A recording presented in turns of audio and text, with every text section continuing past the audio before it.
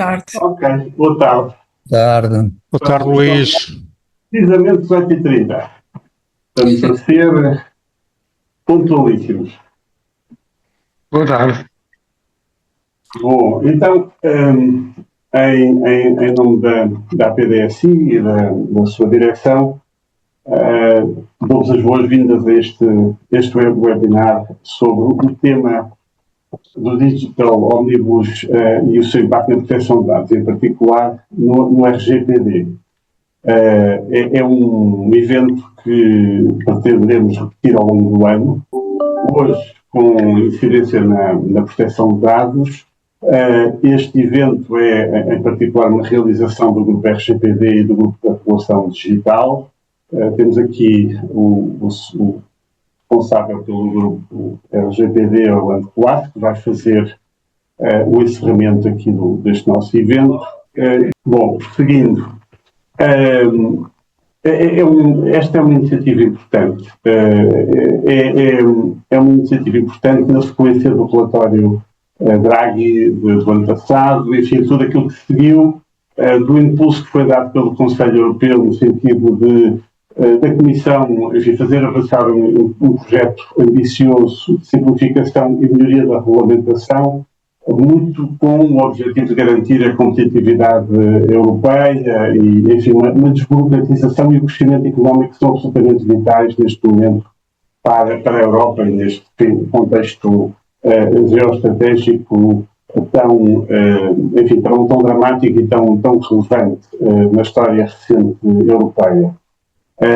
E para abordar o tema temos connosco José Luís Dias, a quem agradeço em nome da PDSI ter aceito o nosso convite. Ele é o encarregado de proteção de dados da Direção-Geral de Política de Justiça, mas é também a pessoa que, como perito nacional, tem acompanhado o dossiê da proteção de dados e em particular, o dossiê do Omnibus Digital na vertente de proteção de dados em Bruxelas. Neste momento, como é sabido, temos uma proposta da Comissão em cima da mesa, que está a ser apreciada pelo Conselho de Ministros e pelo Parlamento Europeu, e, portanto, temos um processo de codecisão que está a fazer o seu caminho e que se espera vir a ser concluído com brevidade, porque, de facto, o impulso político é bastante significativo.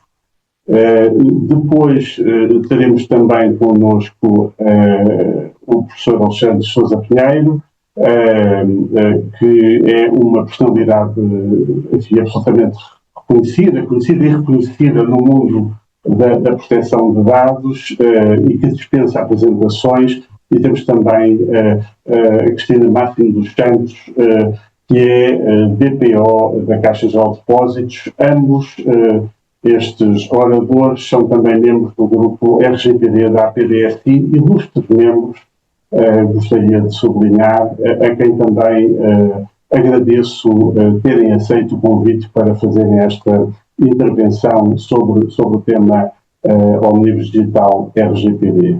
E dito isto, eu gostaria de passar de imediato a palavra ao Dr. José Luís Dias, reiterando os nossos agradecimentos. Boa tarde. E só confirmar que me estão a ouvir bem. Sim. Muito obrigado. Em primeiro lugar, gostaria de agradecer à PDSI pelo convite para estar aqui hoje presente e é com muito gosto que aqui estou. Gostaria também de deixar um cumprimento especial aos dois outros oradores desta sessão, e em particular ao professor Alexandre Sousa Pinheiro, que já nos cruzámos em vários outros âmbitos e é sempre um prazer revê-lo. E a iniciar esta minha intervenção com uma pequena nota, que aliás o Dr.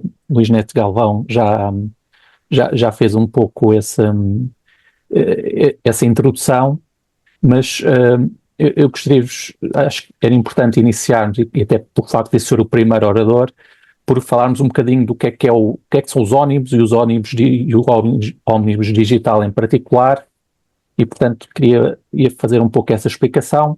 Queria também fazer um pequeno périplo pelas várias alterações que o ónibus digital prevê no que diz respeito à proteção de dados pessoais. Vamos ver se temos tempo para abordarmos todas. apresentando um pouco as justificações que a Comissão deu para as propostas que fez. Eu estou aqui presente, como já foi referido, na qualidade de consultor da Direção-Geral da Política de Justiça, do Ministério da Justiça, contexto no qual eu acompanho, junto com outros colegas, quer do Ministério da Justiça, quer de outros ministérios, a negociação do ómnibus digital que está a decorrer no âmbito do Conselho, e no meu caso eu acompanho exatamente no que respeita ao regime de proteção de dados pessoais, e portanto vou tentar circunscrever a minha intervenção às propostas da Comissão e às respectivas justificações, mas se porventura eu não me contiver e der alguma opinião sobre as mesmas, essa opinião será puramente pessoal e não representa nem a posição do Ministério da Justiça e muito menos de Portugal no âmbito das negociações. Também uma nota para iniciarmos sobre o processo legislativo comunitário. Se calhar, não sei se todos aqui conhecem o processo legislativo comunitário, muito rapidamente. No processo legislativo comunitário, seja para regulamentos ou para diretivas, começa sempre com uma proposta apresentada pela Comissão. E essa proposta depois é discutida em paralelo, quer pelo Conselho, ou seja, pelos 27 Estados-membros, quer pelo Parlamento, pelos deputados e pelos grupos parlamentares, e como eu referi, em paralelo vão discutindo, vão propondo alterações, vão introduzindo artigos, retirando artigos, e no final cada uma dessas instituições chega a uma versão com a qual está de acordo e passa a uma fase seguinte, que é o trílogo, onde Conselho e Parlamento, com o acompanhamento da Comissão, tentam chegar a um consenso ou não sobre a proposta legislativa. E, portanto, isto é importante percebermos que os ónibus, e o ónibus digital também, são uma proposta da Comissão que está neste momento em discussão, quer no Conselho, quer no Parlamento, e que nós não sabemos ainda bem como é que vai acabar. E, portanto, não sabemos ainda bem exatamente que alterações vão ocorrer, nomeadamente ao regime de proteção de dados. Os ónibus é, no fundo, o nome que a Comissão deu a um conjunto de propostas que, algumas já apresentadas, outras ainda por apresentar, que visam, sobretudo, a simplificação, a clarificação, a melhoria e consolidação dos acervos normativos comunitários e que resultam de uma concretização das orientações políticas definidas pela Presidente da Comissão, Ursula von der Leyen, para este seu mandato legislativo, que é de 2024 a 2029, e que surgem, também como já foi referido, no seguimento de dois relatórios que tiveram bastante impacto, o relatório Draghi e o relatório Letta, que alertaram e sublinharam a necessidade de reforçar a competitividade da economia europeia e de fomentar a inovação na Europa. E, portanto, no seguimento de todos estes aspectos, a Comissão tem apresentado vários ómnibus que abrangem várias áreas, desde a segurança alimentar, ambiente, automóveis, simplificação para o cidadão, etc. Eu acho que neste momento já foram apresentados 10 ómnibus, há uns ainda por apresentar. O ómnibus digital é o 7, sendo que, por exemplo, há um ómnibus 4, sobre pequenas empresas de média capitalização, que também prevê uma alteração muito cirúrgica ao RGPD. Prevê a alteração, prevê que para as pequenas empresas de média capitalização, a isenção que existe sobre a elaboração do registro de atividade de tratamentos para as PMEs também lhes seja aplicável. De qualquer modo, a grande alteração ao regime de proteção de dados pessoais consta deste ómnibus digital, que aborda o acervo normativo em matéria digital da União Europeia e que visa, de um modo muito resumido, simplificar regras, reduzir o número de leis e harmonizar as disposições, eliminar redundâncias, custos de conformidade e reduzir obrigações de comunicações de informação, ou seja, reduzir custos administrativos, estimulando as oportunidades de negócios e, aquilo que é fundamental em todos estes ónibus, promover a inovação e apoiar a competitividade das empresas europeias. A lógica dos ónibus e o ónibus digital não foge a isso, e a Comissão refere isto, embora saibamos que depois algumas das críticas que são feitas aos ónibus vem exatamente por esta caracterização que a Comissão faz, que nem sempre poderá ser mais correta, mas os ónus visam, segundo a Comissão, regras de natureza técnica. Procuram ajustar o quadro regulamentar, mas não colocar em causa o fundamental da regulamentação, e neste caso a regulamentação digital europeia, até porque, como sabemos todos, a União Europeia teve um papel pioneiro na regulamentação digital e estabelecendo padrões bastante elevados para a proteção dos direitos fundamentais e para a segurança dos consumidores. E sabemos nós que, por exemplo, o RGPD é, de facto, a legislação padrão, a legislação de referência a nível mundial em matéria de proteção de dados. E, portanto, não há vontade de alterar esta realidade. Há, no entanto, o objetivo de simplificar a regulamentação digital. E esta simplificação, de acordo com as propostas que a Comissão apresentou, tem duas ideias fortes. Por um lado, criar oportunidades para uma maior utilização dos dados, enquanto um recurso fundamental para a economia da União Europeia. Sabemos o valor que os dados têm, a importância que eles têm, desde logo para o desenvolvimento de soluções de inteligência artificial fiáveis, não é? E, por outro lado, e no seguimento disto, também facilitar a aplicação eficaz das regras para o desenvolvimento e utilização seguros e fiáveis da inteligência artificial na União Europeia. Portanto, com todas as propostas que a Comissão apresenta, estima que o ómnibus digital possa representar uma poupança de cerca de 5 mil milhões de euros até 2019 para as empresas europeias. E, no fundo, o que é o ómnibus digital? São duas propostas legislativas. Por um lado, uma alteração ao regulamento de inteligência artificial, que, não obstante só alterar o regulamento de inteligência artificial, tem também alterações a normas sobre o regime de proteção de dados, embora não altere o RGPD, e depois tem um segundo diploma, um segundo regulamento, que altera vários regulamentos e diretivas no âmbito dos dados, da cibersegurança e da proteção de dados pessoais. Quanto às alterações ao RGPD, quais foram os grandes objetivos que a Comissão apresentou, que no fundo vem no seguimento dos objetivos mais gerais que eu já aqui falei?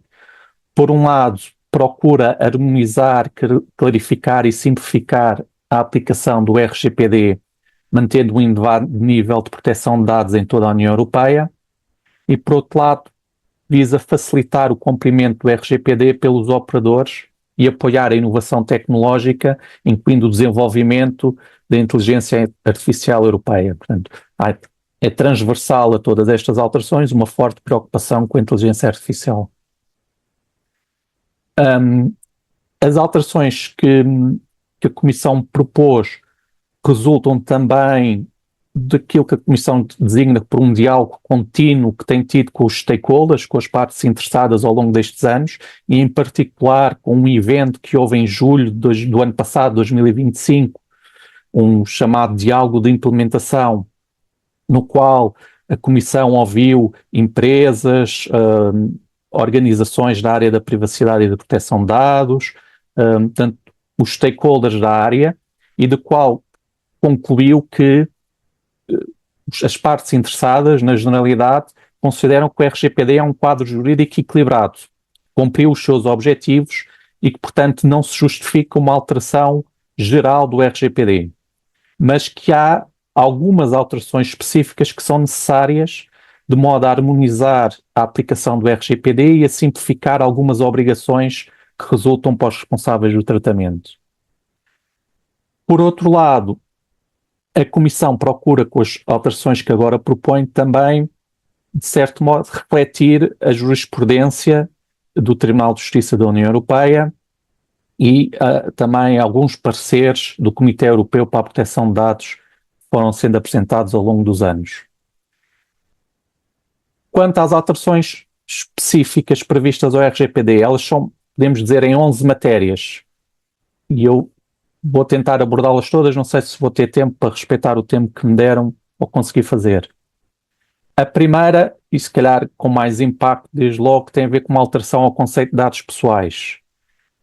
A Comissão propõe aditar ao número 1 do artigo 4º da RGPD, que tem as definições, um conjunto de frases que, no fundo,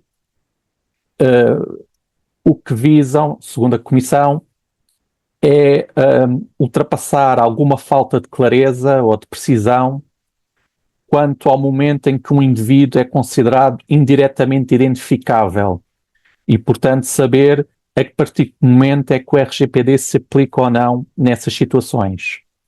E, portanto, o que a Comissão procura neste caso é clarificar a definição de dados pessoais, nomeadamente no que respeita aos dados pseudonimizados.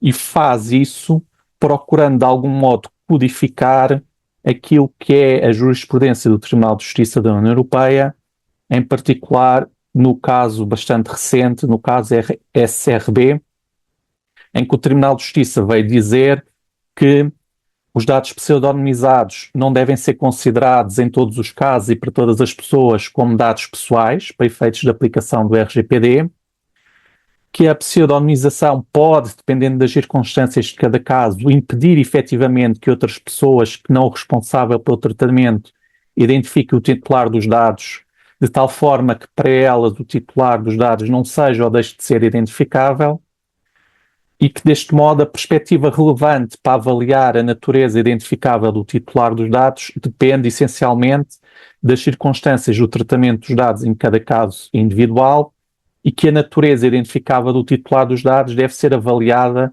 no momento da recolha dos dados e do ponto de vista do responsável pelo tratamento. Ou seja, simplificando, o que é que o Tribunal de Justiça veio dizer e porque é que a Comissão entende que isto é relevante?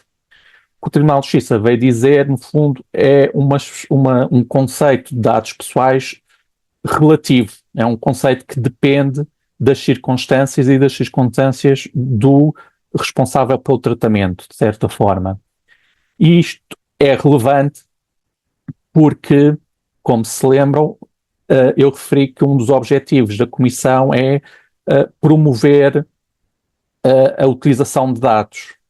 E será muito mais fácil para as empresas, para a investigação científica, para qualquer finalidade, a utilização de dados quando estes não forem dados pessoais, do que quando forem dados pessoais, uma vez que estes são sujeitos a umas garantias maiores e a uma utilização mais restrita.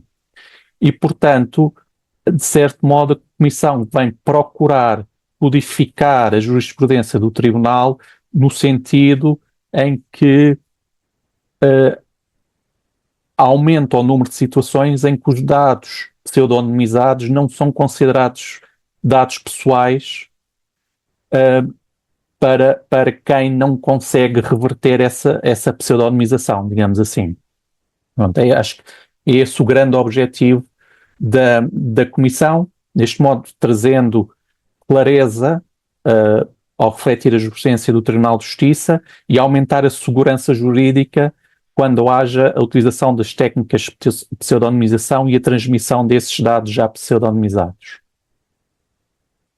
Relacionado com esta alteração do conceito de dados pessoais, está uma outra proposta da Comissão para a criação de um mecanismo para proporcionar maior clareza jurídica sobre técnicas de anonimização e pseudonimização.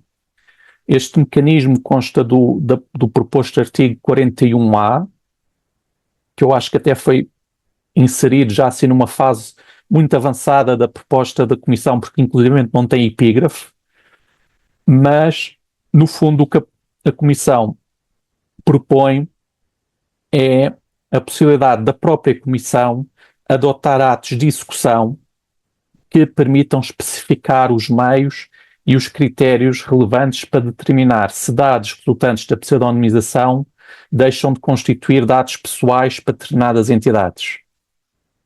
Ou seja, a Comissão entende que hoje em dia o facto das empresas precisarem de avaliar caso a caso quando é que os dados que transmitem, sobretudo, são dados anónimos para o destinatário para o qual estão a transmitir, E este processo é um processo muito intensivo em termos de recurso e que suscita muitas dúvidas jurídicas e, portanto, pretende, com este mecanismo que agora propõe, fornecer às empresas orientações mais claras sobre como gerar dados não pessoais para outros destinatários e com isso baixar os custos das empresas com esses processos de pseudonimização e, mais uma vez, contribuir para uma maior utilização de dados. Outra matéria que a Comissão teve especial preocupação nesta proposta teve a ver com a investigação científica. E falo com alterações a 3 artigos. Por um lado, prevendo no artigo 4º, no novo número 38, uma definição de investigação científica. Em segundo lugar, alterando o artigo 5º, o número 1, a linha B, no que respeita ao princípio da limitação das finalidades. E, em terceiro, aditando o novo número 5 ao artigo 13º, ou seja, no que diz respeito às informações que o responsável pelo tratamento tem que facultar quando os dados pessoais são recolhidos junto do titular. E, portanto, o que a Comissão procurou fazer com estas 3 propostas foi ajudar a ultrapassar as dificuldades que a comunidade científica tem sentido quanto às condições para a utilização de dados pessoais no âmbito da investigação científica. E, portanto, procura, desde logo, dar uma definição clara do que é investigação científica, procura esclarecer que a investigação científica constitui um interesse legítimo, que existe também compatibilidade do tratamento posterior, ou seja, que podem ser utilizados para a investigação científica dados pessoais que não foram recolhidos inicialmente com essa finalidade, e prevê também salvaguardas adequadas quanto à disponibilização de informação diretamente ao titular dos dados, nomeadamente quando esta for impossível ou desproporcionada. Ou seja, nós sabemos que muitas vezes no âmbito da investigação científica, um dos problemas que existe é depois o contacto com os titulares dos dados, porque muitas vezes são em grande número e, portanto, também são criadas aqui algumas salvaguardas especiais para a investigação científica e, portanto, o grande objetivo com esta alteração é apoiar a investigação e a inovação na União Europeia. Outra matéria transversal a todas, como eu já referi, a todas estas alterações do ómnibus digital, digamos assim, e que tem reflexo no RGPD, tem a ver com a inteligência artificial. E o que é que o RGPD passará a prever caso esta proposta seja aprovada tal como proposta pela Comissão? Por um lado, terá previsto no artigo 9º uma nova exceção à proibição do tratamento de dados sensíveis de categorias especiais de dados pessoais, quando tal for necessário para o desenvolvimento e funcionamento de um sistema de IA ou de um modelo de IA, desde que sejam um conjunto de salvaguardas, ou seja, têm que ser aplicadas medidas organizativas e técnicas adequadas para impedir a recolha e outras formas de tratamento de categorias especiais de dados pessoais. Se mesmo aplicando essas medidas se identificarem dados sensíveis nos conjuntos de dados utilizados para treino, testagem ou validação, ou no sistema de inteligência artificial, ou no modelo de inteligência artificial, esses dados devem ser suprimidos, exceto se essa supressão for exigir um esforço desproporcionado, casos em que o responsável pelo tratamento deve proteger eficazmente, sem demora injustificada, esses dados de serem utilizados para produzir resultados, de serem divulgados ou de outro modo disponibilizados a terceiros.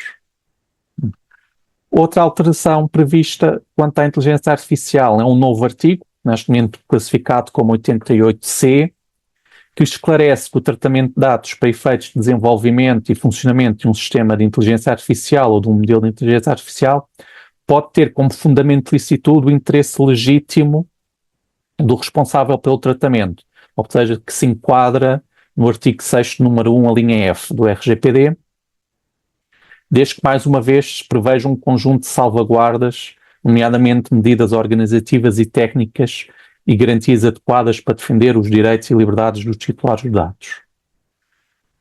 Portanto, com estas duas alterações, a Comissão pretende, mais uma vez, ultrapassar uma situação que entende que hoje não há clareza suficiente, nomeadamente sobre se o interesse legítimo pode ser invocado para tratar dados pessoais no contexto do desenvolvimento e operação da inteligência artificial.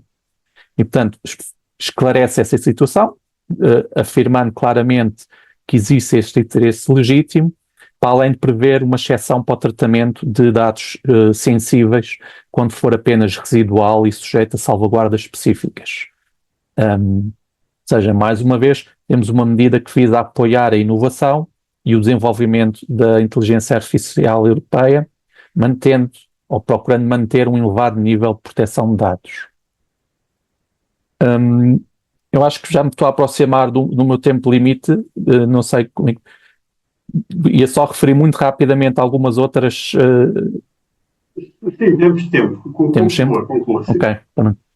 Então, portanto, uma outra alteração prevista para o RGPD diz respeito ao tratamento de dados biométricos. E o que a Comissão vem propor neste caso, dos dados biométricos, é uma alteração relativamente cirúrgica, também ao artigo 9º, ou seja, ao tratamento de categorias especiais de dados pessoais, prevendo também aqui uma exceção que permite o tratamento de dados biométricos, que são dados sensíveis, como sabemos, quando sejam necessários apenas para verificar a identidade de um titular dos dados e caso os dados biométricos ou os meios necessários para a verificação estejam sob o controle exclusivo do titular dos dados. Ou seja, o que a Comissão faz aqui é uma distinção que hoje considera que está pouco clara e que deve ser reforçada entre as funções de identificação, isto é, situações em que comparamos dados biométricos de um para muitos, com as situações de confirmação de identidade, ou seja, de verificação, em que se limita a comparar dados de um para um. E a Comissão vem entender que nestes últimos casos, em que se limita a comparar os dados de um para um, é possível prever uma exceção para o tratamento desses dados quando o titular dos dados tiver o controle exclusivo dos dados biométricos ou da chave criptográfica ou do outro meio equivalente que permite o acesso a esses dados. E mais uma vez, aqui o que temos é uma opção pelo permitir tratamentos de dados biométricos para apoiar a inovação, procurando-se mesmo assim manter um elevado nível de proteção dos dados pessoais. Outra alteração significativa proposta pela Comissão diz respeito às notificações das violações de dados pessoais. E o que a Comissão vem propor agora são, no fundo, 5 alterações a este nível. Por um lado, prever que estas notificações só passam a ocorrer para os casos em que a violação implicar um elevado risco para os direitos e liberdades das pessoas singulares. Ou seja, hoje qualquer violação de dados pessoais tem que ser notificada à Autoridade de Controlo Nacional. Com esta proposta da Comissão, só em casos em que a violação implicar um elevado risco para os direitos e liberdades é que terá que ocorrer essa notificação. Por outro lado, o prazo de notificação, que hoje é de 75 horas, é alargado para 96 horas, dando mais tempo aos responsáveis pelo tratamento para preparar a notificação, para recolher informação e para notificar. É previsto também que esta notificação passe a ser efetuada através de um ponto de entrada único. O que é este ponto de entrada único?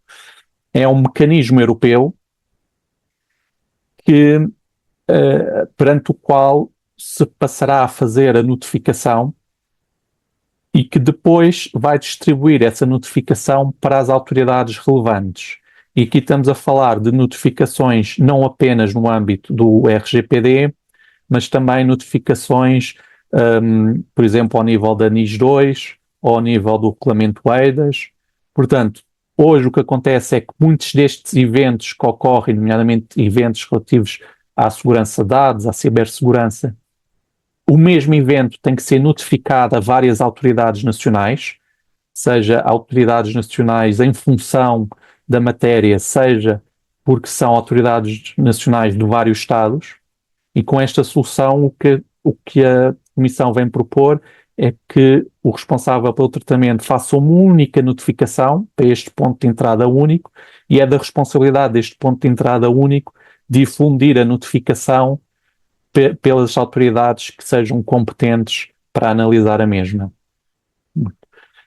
É ainda previsto que a Comissão aprove um modelo comum para a notificação de uma violação de dados pessoais e, portanto, harmonizando assim o modelo de notificações, e uma vez que o critério para a existência para a obrigação de realizar a notificação é a mesma implicar um elevado risco para os direitos e liberdades das pessoas singulares, a Comissão prevê também que aprovará uma lista das circunstâncias em que a violação seja suscetível de implicar um elevado risco para os direitos e liberdades de uma pessoa singular.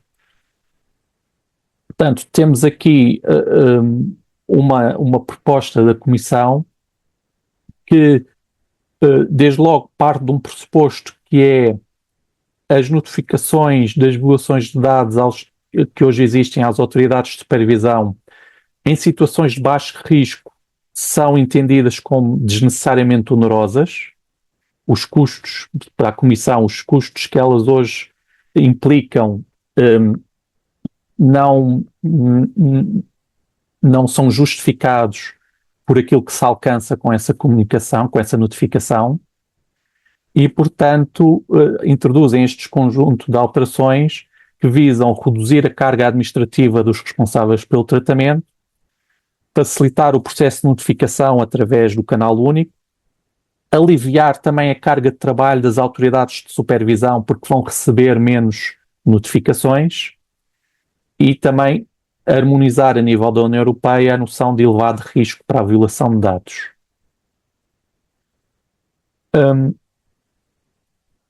Temos depois um conjunto de alterações que são também semelhantes na sua lógica. Uma delas é a definição, a alteração à definição das atividades de tratamento que exigem ou não a realização de uma avaliação de impacto de proteção de dados. E, portanto, a Comissão vem propor uma alteração ao artigo 35 do RGPD, em que hoje o artigo 35 prevê que cada autoridade de controle nacional elabora uma lista dos tipos de operações de tratamento sujeitos à avaliação de impacto e que podem também elaborar uma lista dos tipos de operações de tratamentos em que não é obrigatória uma avaliação de impacto, e a Comissão vem propor substituir esta competência, digamos assim, das autoridades nacionais por atribuição de uma nova competência à própria Comissão, em que passa a ser a Comissão a aprovar, através de um ato de execução, a lista dos tipos de operação de tratamento sujeitos à avaliação de impacto sobre proteção de dados. Portanto, passa a haver uma única lista a nível europeu.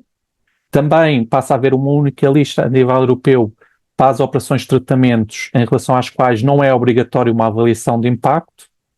E, portanto, aqui passamos a ter uma pulverização de listas para uma única a nível europeu.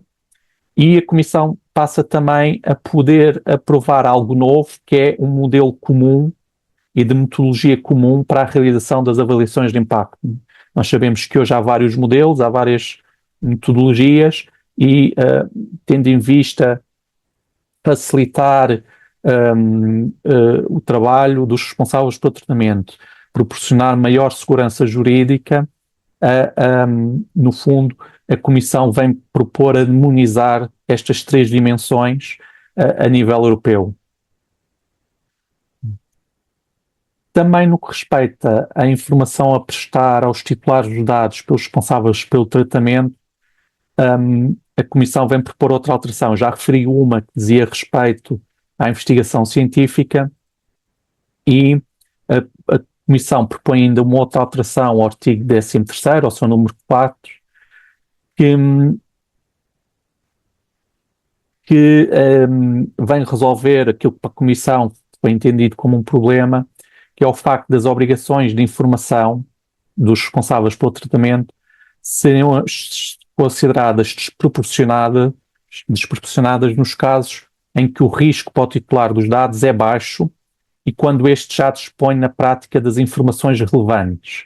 E, portanto, nestas situações, a Comissão vem propor que se isente os responsáveis pelo tratamento destas obrigações. E, portanto, isto é uma medida que a Comissão entende que beneficia, sobretudo, pequenos operadores que realizam processamentos de baixo risco, mas que estas obrigações de informação que causam hoje para a Comissão uma carga desproporcional. Sobretudo porque entende a Comissão que muitas vezes esta informação que é transmitida aos titulares dos dados não traz valor acrescentado porque eles já sabiam essa informação dadas as circunstâncias em que disponibilizaram os seus dados. Outra alteração um pouco nesta matéria diz respeito ao exercício do direito de acesso, em que a Comissão vem propor uma alteração ao artigo 12º, ao número 5 do RGPD,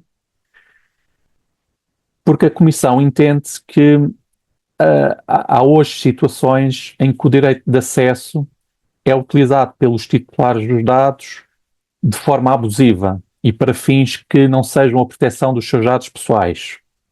Por exemplo, e estou a dar exemplos dados pela própria Comissão, situações em que o titular dos dados apenas pretende causar danos ou prejuízos ao responsável pelo tratamento ou pretende essencialmente chantagear o responsável pelo tratamento para obter lucros financeiros.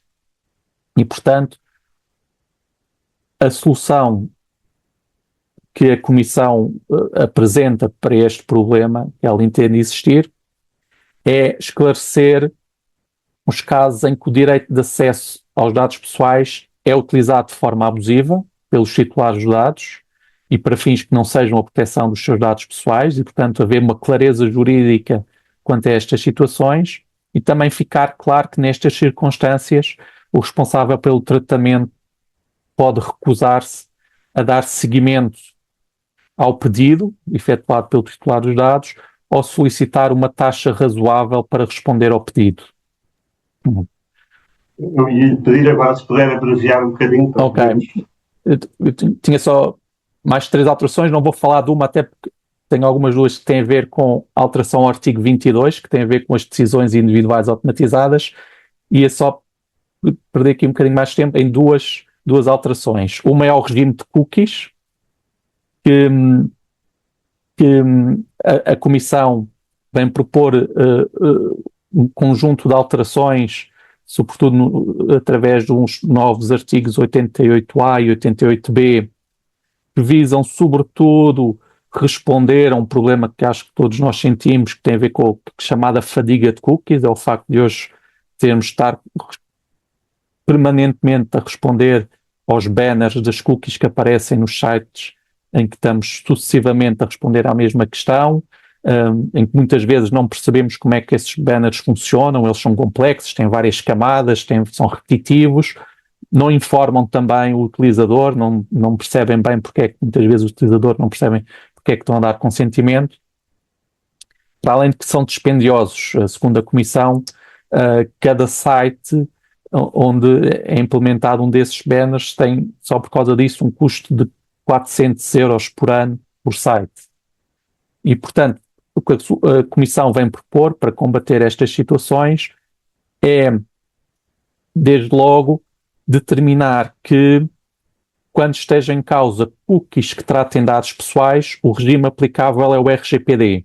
E, portanto, vai retirar, com esta proposta, esse regime da diretiva e-privacy e das leis depois que as implementaram, passando a ser, no fundo, centralizando no RGPD tudo aquilo que diz a dados pessoais. As cookies que não tenham a ver com dados pessoais continuam a ser regidas pela diretiva e-privacy, mas aquelas que tratem dados pessoais passam a ser regidas pelo RGPD.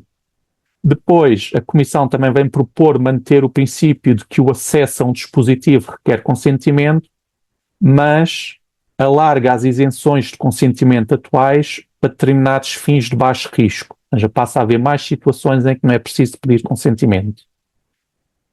Ao mesmo tempo, determina que quando alguém recusa uma cookie, essa recusa tem que ser respeitada durante 6 meses. Ou seja, não pode estar sempre a perguntar-se ao utilizador se quer ou não, se dá consentimento ou não para a instalação da cookie. E, por último, prevê a possibilidade de que seja permitido definições centralizadas de preferências de cookie, por exemplo, no browser, e nesse caso nós definimos no browser, utilizamos na internet, as nossas preferências e é o browser que comunica a cada site as nossas preferências e não nos surgirão os banners das cookies. Portanto, em termos de cookies, é esta alteração.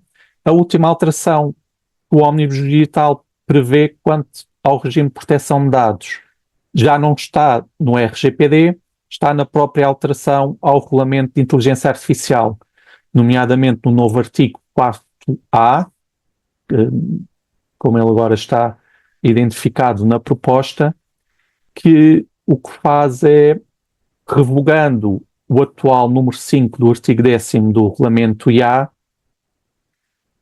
alarga a possibilidade de tratamento de categorias especiais de dados para a detecção e correção de enviesamentos, não apenas pelos prestadores de sistemas de IA de risco elevado, como hoje já sucede por causa do artigo 10º, mas também aos prestadores e responsáveis pela implementação de qualquer sistema de IA.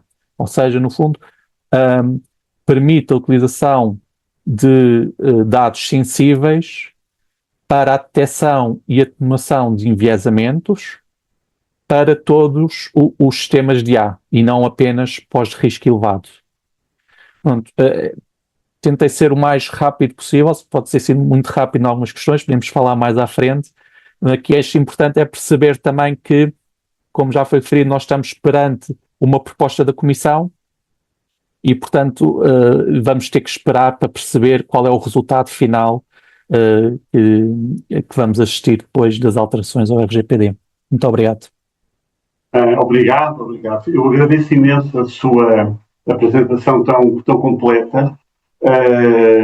Os temas são complexos, quer dizer, acho que ficou bem claro que um conjunto de alterações aqui previstas são suscetíveis de libertar um valor económico muito significativo. Agora, há temas, enfim, que eu creio que vão causar discussão e que vão necessariamente ter algum desenvolvimento ao nível da processo de decisão comunitário. Em particular, por exemplo, o tema da anonimização versus pseudonimização. Outros temas eu creio que serão enfim, muito mais pacíficos. Agora, eu aproveitava para lhe perguntar, e como é óbvio, dirá o que puder dizer, o governo português, o que é que acha desta proposta da Comissão que também apresentou? Enfim, já tem alguma já tem algumas indicações no que toca à posição que Portugal vai defender no Conselho de Ministros no processo de adoção. Estamos contentes, não estamos, achamos bem. Pronto, eu acho o que é que eu posso dizer sobre isso? Eu acho que posso dizer, em geral, obviamente, Portugal está aberto e defende as medidas de simplificação. Agora, tem que se encontrar um equilíbrio, obviamente, entre a simplificação e a manutenção do direito fundamental e das garantias que hoje temos, que temos um regime que apesar de tudo é quase unanimemente aceito como um bom regime, apesar de tudo, da proteção de dados, e que aliás os próprios stakeholders têm dito isso. Portanto, a posição fundamental de Portugal é esta. Quanto à posição relativamente a propostas concretas que eu agora aqui falei, não estou autorizado a transmitir, porque eu acho que ainda não houve qualquer divulgação por parte do governo português de uma posição formal. Ok, aguardaremos quando for oportuno. Muito obrigado mais uma vez e eu passo de imediato a palavra à doutora Cristina Máximo dos Santos. Começar por agradecer o convite para a realização deste webinar, num dia especialmente importante, já que hoje se celebra o Dia Internacional da Proteção de Dados, e era importante sinalizar aqui a forma como a APDCI também aproveita, digamos assim, este dia especial para comemorar com a realização deste webinar. Naturalmente, cumprimentar os colegas de painel, chamemos-lhe assim. Não tinha o gosto de conhecer o Dr. José Luís Dias, o Alexandre e permita-me falar em Alexandre, porque naturalmente no grupo de missão RGPD já somos colegas há algum tempo e, portanto, há um relacionamento mais próximo e mais informal. E também um bocadinho de semelhança. Obrigada, Alexandre. Um bocadinho também à semelhança do que o Dr. José Luís Dias fez, eu também queria dizer que intervenho hoje aqui na qualidade de interessada ou curiosa nos temas da proteção de dados. Não é naturalmente como DPO do Grupo Caixa Geral de Depósitos. No entanto, se aquilo que eu disser for acertado e relevante, com certeza que a instituição aproveita. Se forem idiotias, são da minha exclusiva responsabilidade. E, para fazer os slides em coautoria com o Alexandre, não recorremos à inteligência artificial. Foi só mesmo a nossa inteligência natural. Eu pedia, porque eu não sei se consigo partilhar os slides que preparamos. Creio que será este? Será isto? Não tenho certeza. Bom, parece-me que... Digam-me se estão a conseguir ver.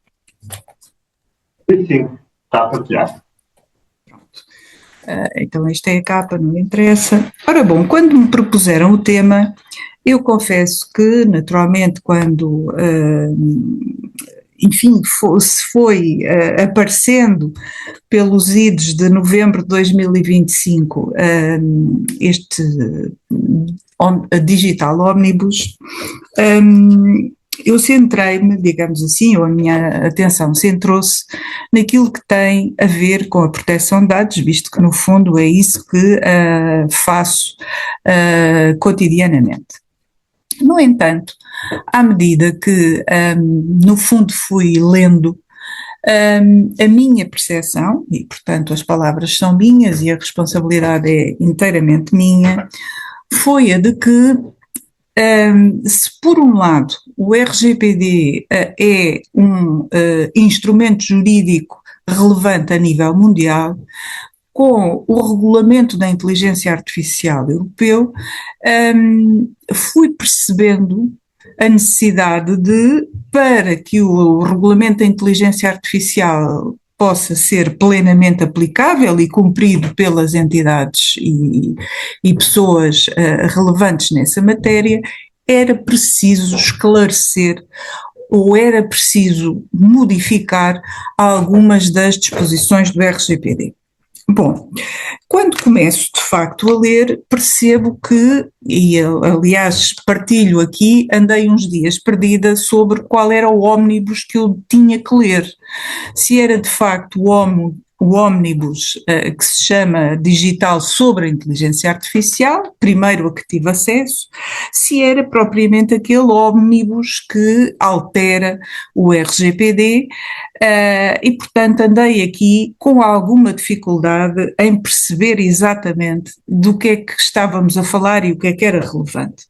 Mas rapidamente cheguei à conclusão que afinal este ómnibus é mesmo um ómnibus muito grande e, como o doutor José Luís Dias acabou de dizer, não são um, são vários. Ora, eu tinha chegado à conclusão que pelo menos estes dois, o da inteligência artificial e o da legislação digital da União, estes pelo menos existiam. De qualquer modo, dizer também que, naturalmente, que é um objetivo muitíssimo relevante. Nós, no setor bancário, estávamos habituados a falar em tsunamis regulatórios. Eu acho que a designação é feliz com ómnibus porque, de facto, é muito mais do que um tsunami. E ficamos contentes na medida em que se dizia que os bancos falavam dos tsunamis, no fundo, para se furtarem a uma supervisão um bocadinho mais intrusiva, nomeadamente no âmbito da regulação bancária, mas não há dúvida, parece-me, que quanto a esta matéria da inteligência artificial e da proteção dos dados pessoais, enquanto direito fundamental, o legislador de facto altera ou pretende alterar o panorama regulatório mais recente da União Europeia. E se virmos, eu, enfim, vou passar brevemente, mas no pacote Digital Omnibus sobre a inteligência artificial, no fundo estão em causa dois regulamentos, o próprio regulamento da inteligência artificial, o RIA, e um outro regulamento que tem a ver com regras técnicas comuns relativas à aviação civil e à Agência Europeia que tem por missão a segurança da aviação civil na União Europeia. Relativamente ao pacote Omnibus sobre a legislação digital, digamos assim, o avultar da importância deste pacote envolve alterações a 6 regulamentos e a 3 diretivas, sendo que, naturalmente, aquilo que nos traz aqui hoje é o RGPD base, eu chamo assim para distinguir do RGPD dos órgãos e instituições da União Europeia. Mas como veremos, e esta é, no fundo, extravasa muito mais do que destes dois pacotes, deparei-me também, e porque no setor financeiro tem tudo a ver também connosco, está em preparação, começará em 2026 e estende-se até 2028, 2029, segundo previsões da Comissão.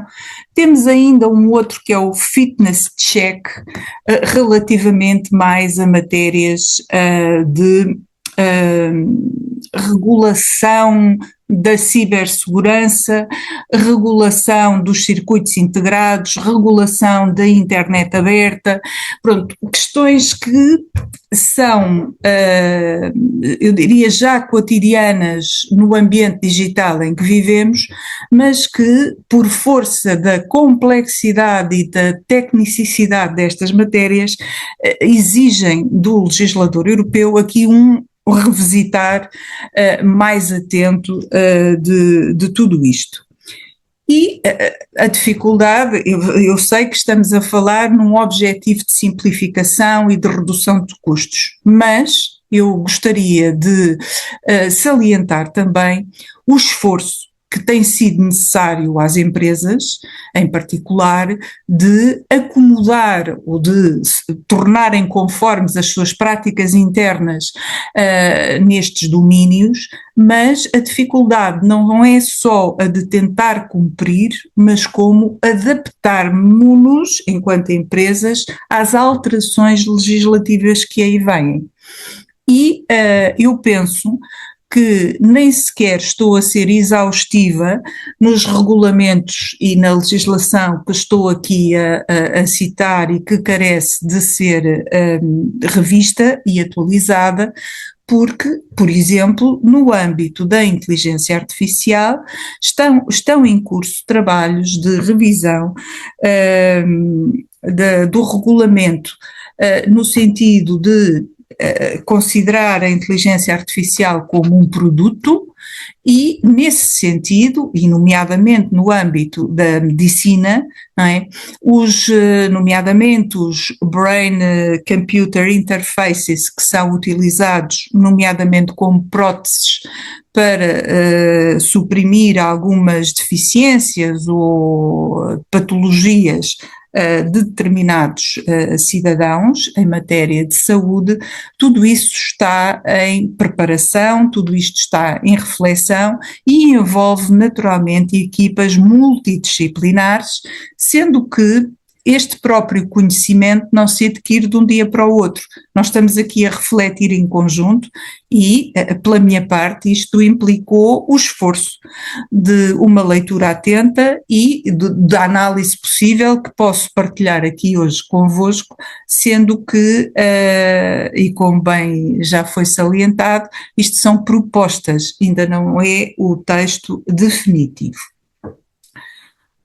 Rapidamente para a inteligência artificial foi isto que já disse, não vou no fundo repetir-me, mas é relevante, até porque é muito recente, este parecer conjunto do Comitê Europeu para a Proteção de Dados e da Autoridade Europeia para a Proteção de Dados, é de 20 de janeiro, e em que, apesar do objetivo da simplificação que é reconhecida a estes pacotes, estas duas entidades, autoridades, vêm reconhecer a complexidade do panorama da inteligência artificial e os esforços para tentar reduzir os encargos para as organizações.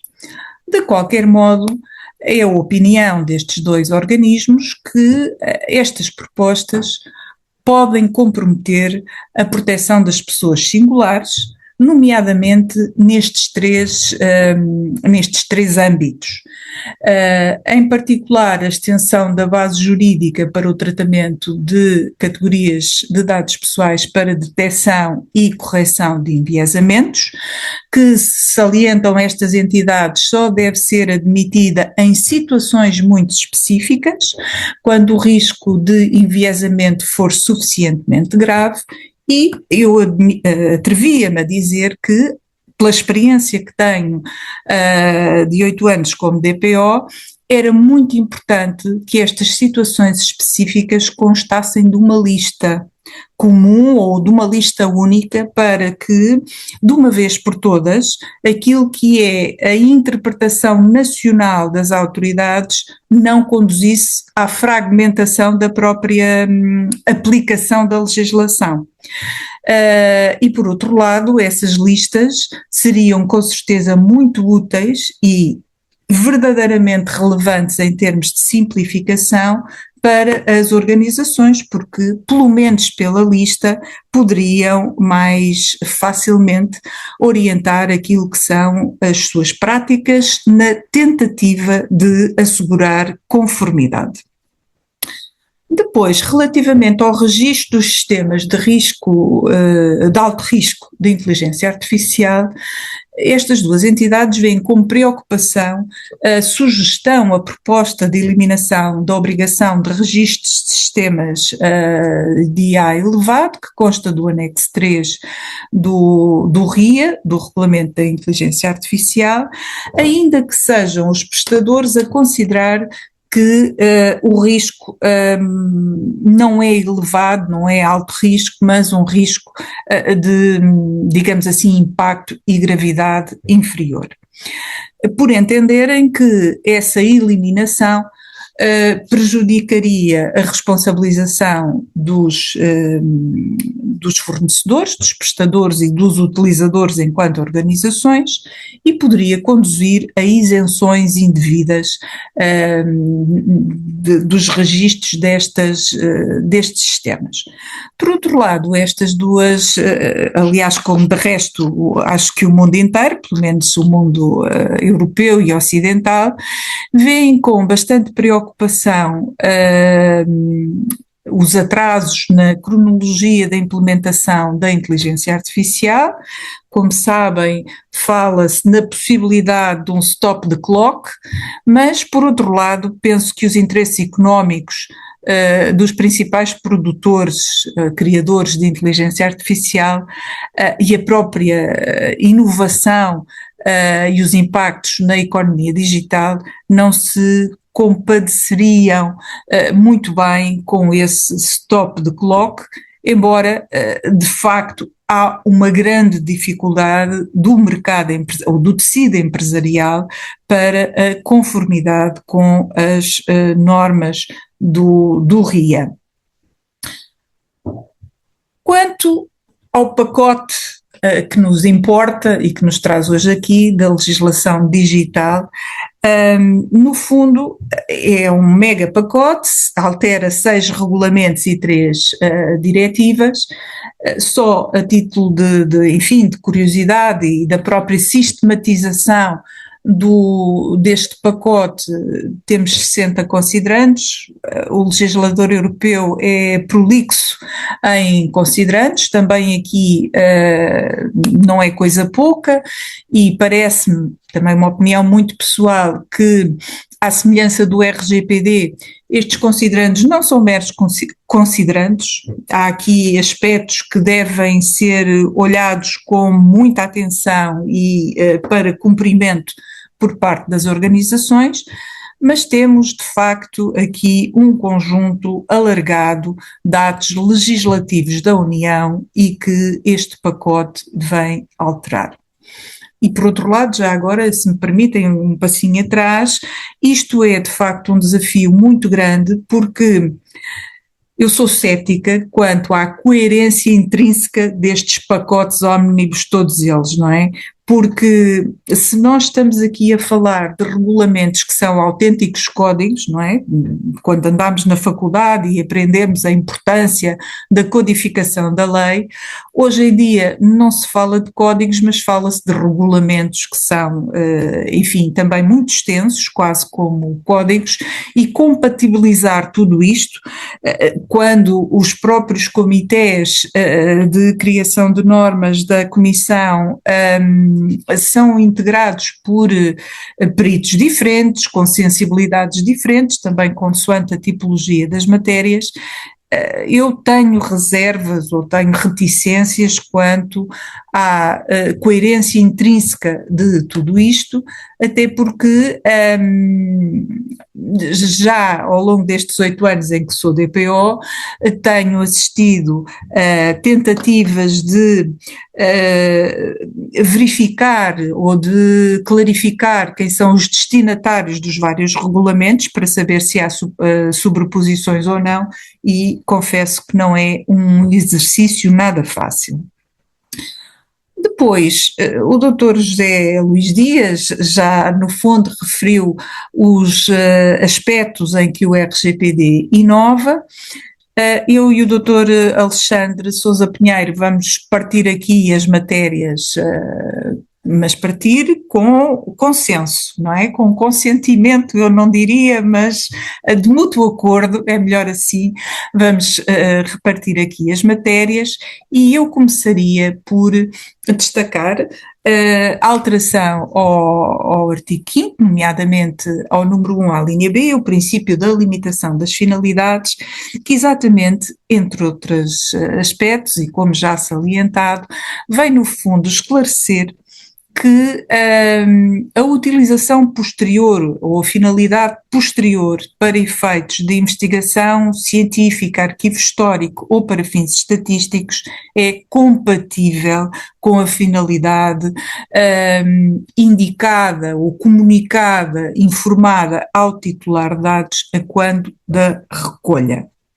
Claro que nestas situações é necessário que a investigação científica, o arquivo histórico e os dados, a recolha para fins estatísticos cumpra os preceitos e os requisitos do artigo 89, número 1 do RGPD, mas ainda assim este esclarecimento figura-se de facto relevante.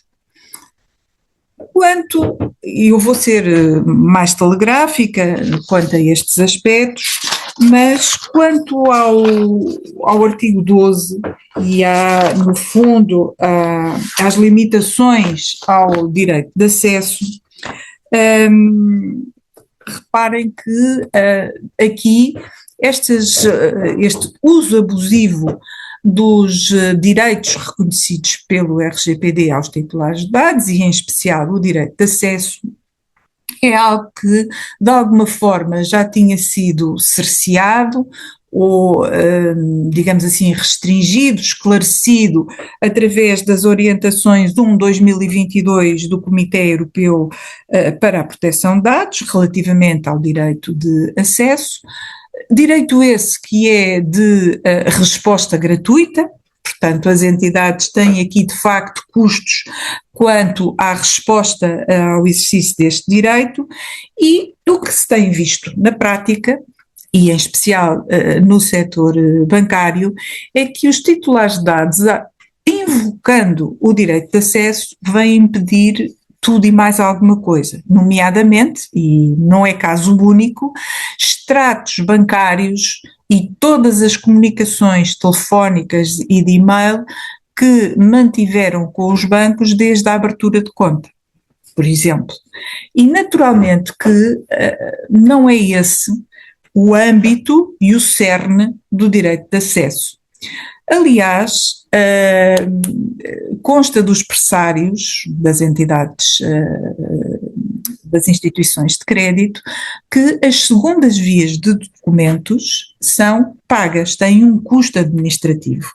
Os bancos são obrigados a prestar muitos deveres de informação a título gratuito, mas exatamente se estão cumpridos os deveres de informação e os clientes legitimamente, é certo, pedem segundas vias, naturalmente que as segundas vias não são gratuitas e não estão ao abrigo e no âmago do direito de acesso. Por outro lado, há titulares de dados que gostam muito de nós, não querem cortar a relação e nós respondemos a primeira vez e eles insistem e voltam a insistir, às vezes até, claro, eu tenho uma mailbox de contacto, não é? Mas o meu nome está lá, eu às vezes até penso que estamos a estabelecer uma relação, não é? E que uma relação que, embora começando no âmbito profissional, se calhar poderia vir a estender-se a outros âmbitos, tal a reincidência, se quiserem, com que os titulares de dados nos consultam ou pedem aqui exercícios de direitos. Vamos lá ver, eu compreendo esta alteração. Quanto ao ónus da prova, isto não é facilitar a vida aos responsáveis pelo tratamento, mas eu também gostaria que, quanto ao ónus da prova, nos fossem dadas indicações sobre o que é efetivamente um fim abusivo ou uma reiteração infundada de pedido, porque se as orientações 1/2022 do Comitê Europeu parecem não ter sido suficientes, a ponto de agora o artigo 12 ter aqui uma proposta de alteração, enfim, para cumprir, para a minha instituição cumprir e para as instituições cumprirem, pelo menos uma lista exemplificativa do que seriam essas situações. Sim, eu vou pedir para abreviar.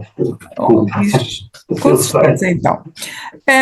Fica um bocadinho, peço desculpa, que não era isto que eu queria, ainda aqui no artigo 13 e o número 4 que é alterado e o número 5 que é editado, eu fico com alguma preocupação sobre estas presunções de que o titular de dados está informado. E também, visto que são as palavras utilizadas, relações claras, circunscritas e de baixo risco, eu gostaria de ter apoio na letra da lei e ter aqui alguma densificação do que é que são estas relações claras, circunscritas e de baixo risco, porque me parece que há aqui, ou vai haver uma tentativa, uma tendência muito grande para se dizer, por parte das organizações responsáveis pelo tratamento, que o titular de dados devia presumir que já foi informado. Portanto, tenho aí algum ceticismo. Isto são os artigos, não interessa. Voltando aqui a mais dois deles de uma forma muito rápida, quanto às decisões individuais automatizadas, incluindo a definição de perfis, eu gostaria que ficasse aqui expressamente salientado que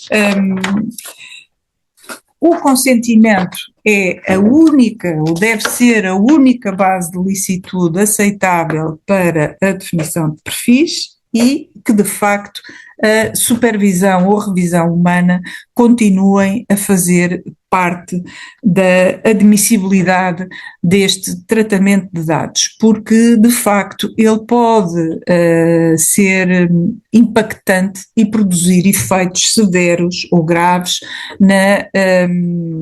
no titular de dados respectivo. Depois, eu aqui vou ver, não vou repetir aquilo que tão brilhantemente o Dr. José Dias explicou relativamente às alterações das notificações das violações de dados, mas diria que nem tudo é mau e acho que com esta alteração do artigo 33, pelo menos acaba-se uma dúvida, é a de que o DPO não é o responsável pela notificação à autoridade de controle. Porque havia essa dúvida, há empresas e instituições que pretendem sobrecarregar ou sobrecarregam o DPO com a responsabilidade de assumir a notificação e isso, do meu ponto de vista, não é correto.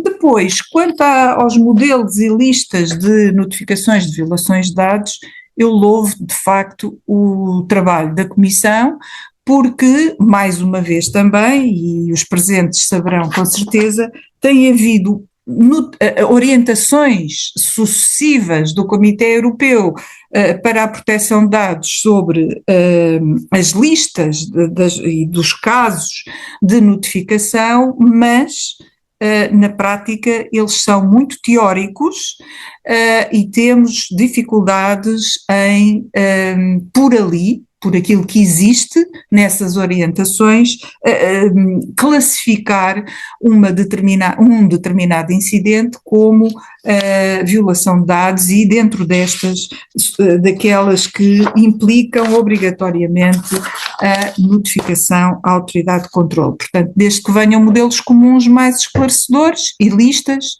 são bem-vindas. Depois queria falar muito rapidamente, também o principal já foi aqui dito, sobre as avaliações de impacto sobre a proteção de dados, as DPIAs, e também aqui me parece importante que haja estas listas de tipos de tratamentos de dados obrigatoriamente sujeitos a DPIAs,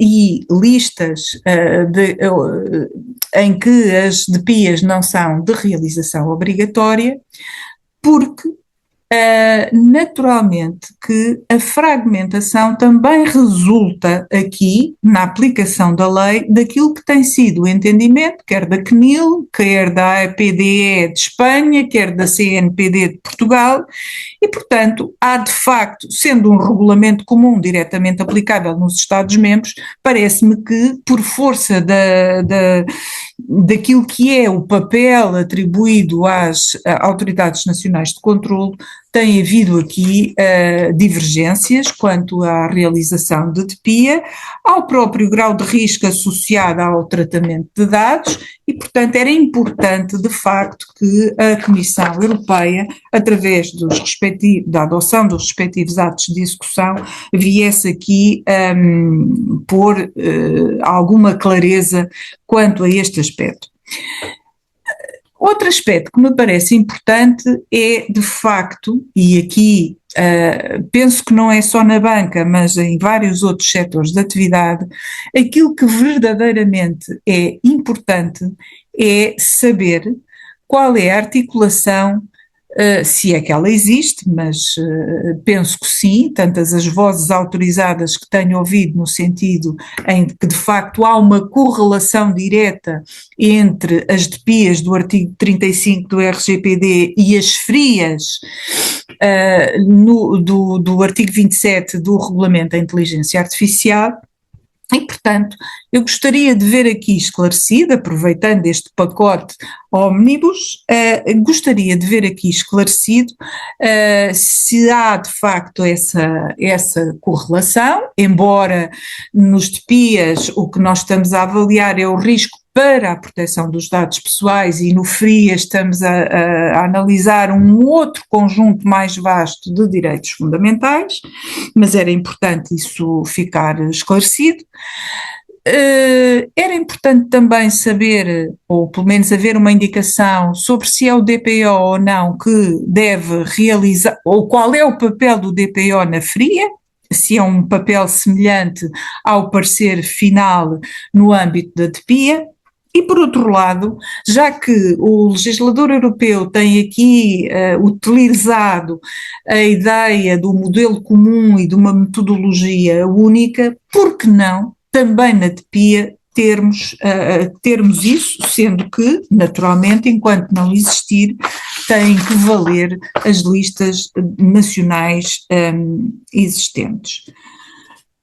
Eu vou deixar cair enfim, outras considerações relativas ao tratamento de dados pessoais no contexto do desenvolvimento e operação de inteligência artificial, que se baseia aqui, ou que tem aqui como pano de fundo o interesse legítimo para o desenvolvimento da IA, e estou aqui bastante cética relativamente à invocação deste interesse legítimo, pelo seguinte,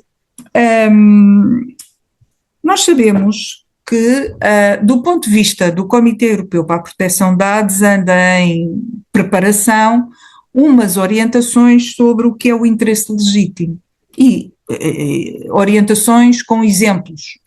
Ora bem, mas de facto tem sido difícil este parto, aliás a criança ainda não nasceu, e também não prevejo que vá nascer agora perante as alterações de que estamos aqui a falar.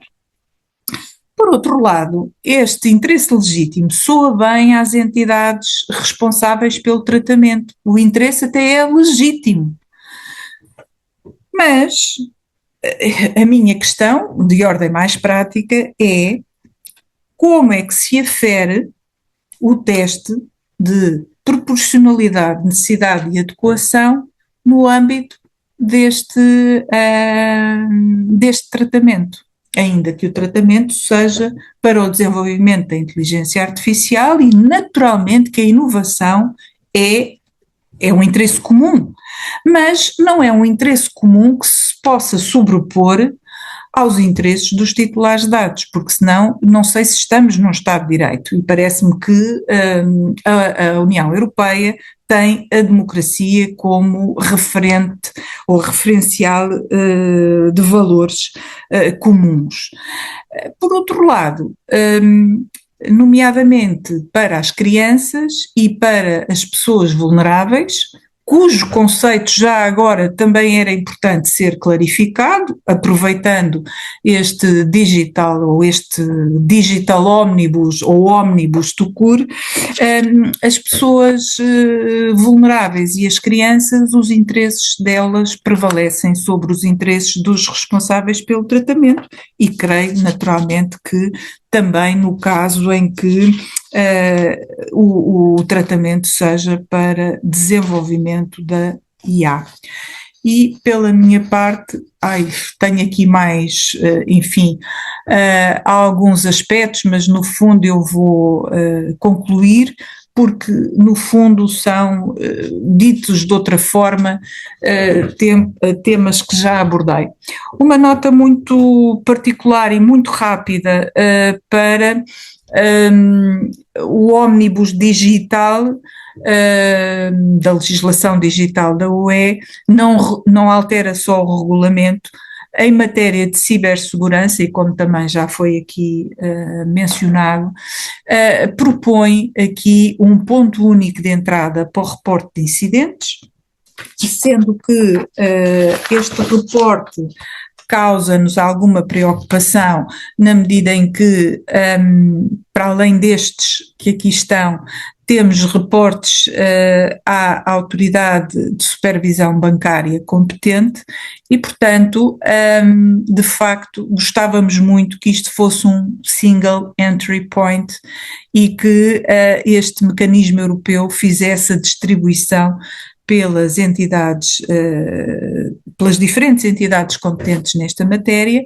mas desde já informo, para aqueles que não saibam, do ponto de vista da regulação bancária, os timings para elaboração de reporte são muito mais exigentes do que todos os outros que conheço da legislação de proteção de dados. Nós bancos temos que reportar determinados incidentes severos até 2 horas ao Banco Central Europeu. E, portanto, isto leva também a um agilizar interno de processos muito complexo e muito exigente. Daí que, do ponto de vista das entidades bancárias, haja, a ambição de serem dispensadas ou excluídas do cumprimento do regulamento da ciberresiliência, porque há o firme entendimento de que o DORA, o regulamento DORA, também ele setorial, estabelece já obrigações suficientes para haver um regime robusto de reportes de incidentes e que, do ponto de vista da harmonização de reportes, é bem-vindo este ponto único, desde que seja efetivamente único. Muito obrigado. Obrigado, Cristina. Tá. Eu pedi-lhe, se podia, para não perdermos tempo, continuar a projetar aqui os slides enquanto vou sempre falar. Obrigado.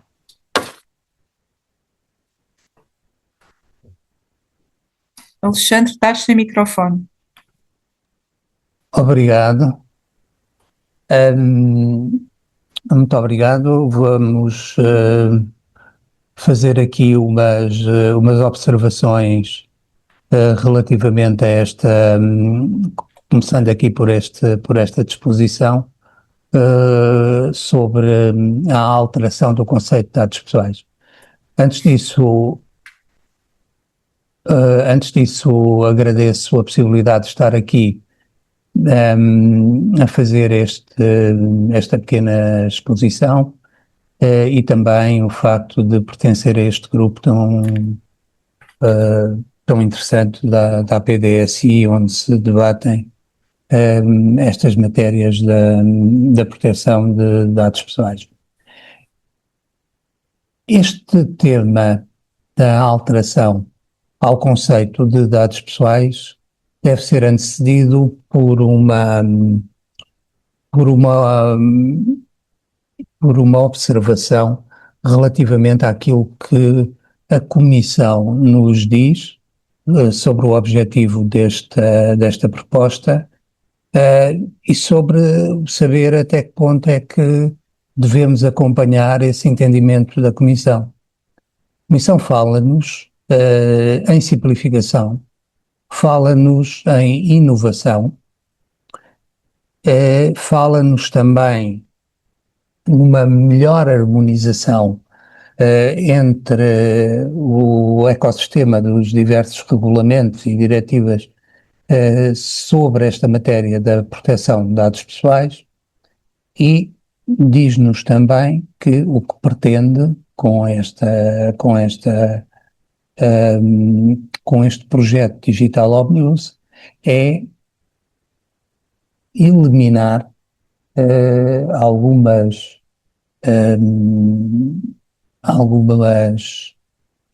sobreposições normativas que existam entre este tema em concreto. Ora bem, o que me parece é que nem tudo é como a Comissão apresenta. Ou seja, a Comissão diz-nos ou apresenta-nos estas razões, mas em muitos casos nós estamos perante legislação que tem um propósito de limitação da regulação, de desregulação e de alteração daquilo que é o traço mais identificativo da legislação da União Europeia sobre proteção de dados.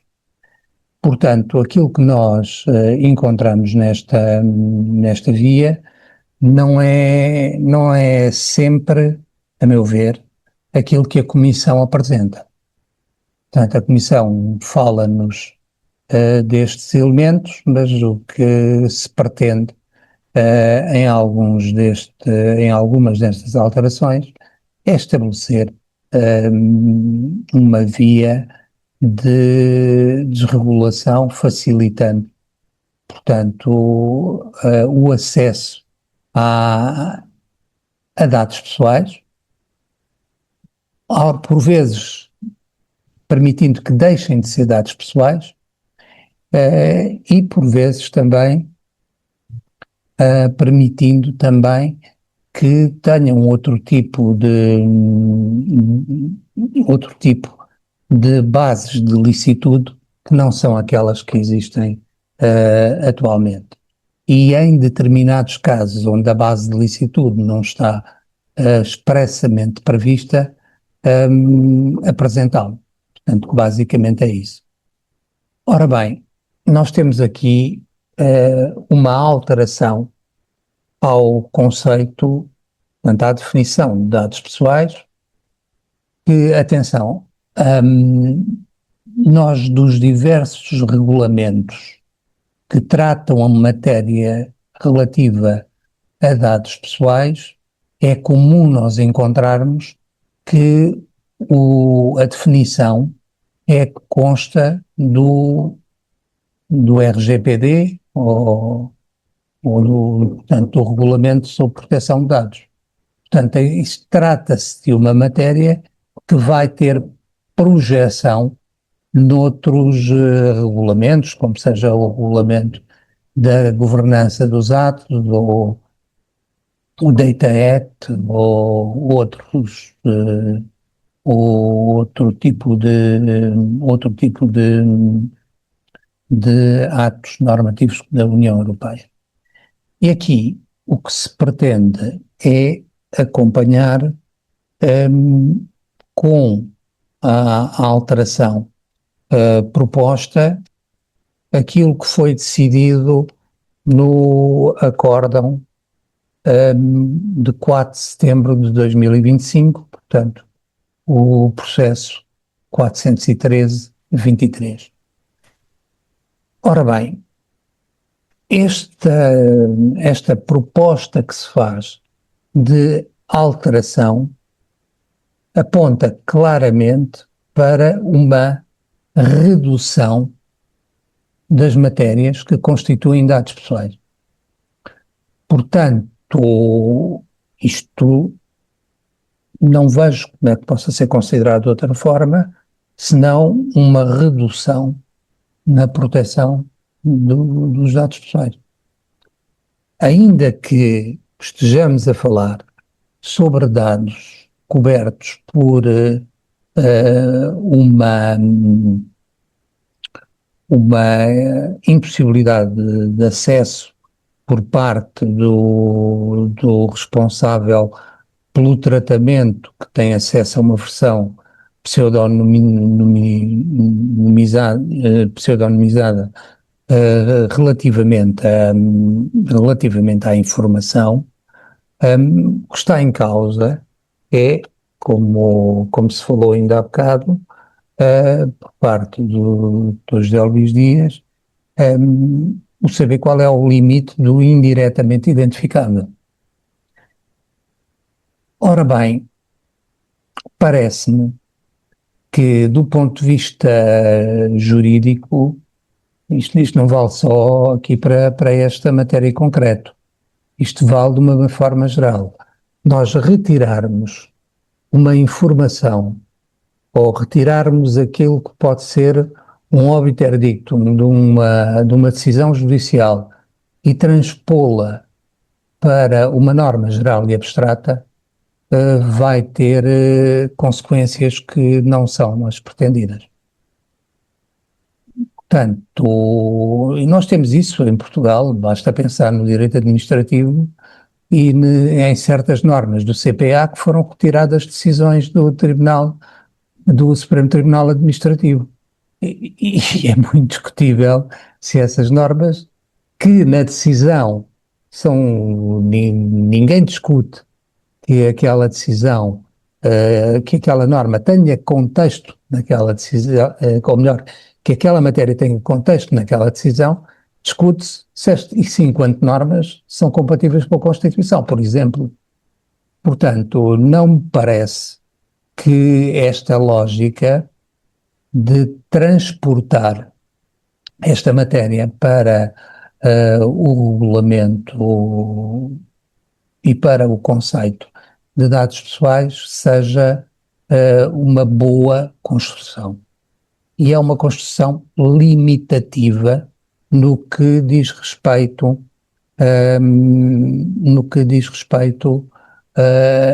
à proteção de dados.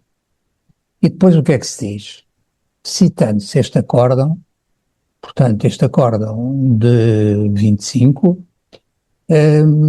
diz o seguinte: nós encontramos esta solução no acórdão e transpomos-la, fazemos-la transitar para o que está o que é proposto para a alteração ao conceito. Só que isto convém ler tudo, porque no número 73, aqui deste processo, nós vamos encontrar o seguinte: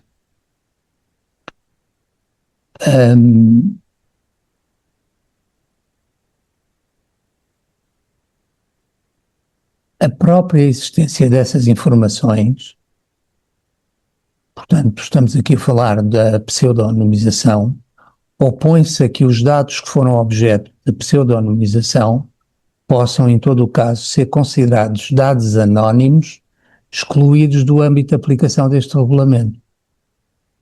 Ou seja, a própria decisão que permite que, no âmbito da decisão, nós possamos considerar determinadas matérias objeto de pseudonimização porque são apenas conhecidas por um responsável pelo tratamento e não por aqueles que intervenham no procedimento. O que nós temos que dizer é o seguinte: a própria decisão vem dizer-nos que a construção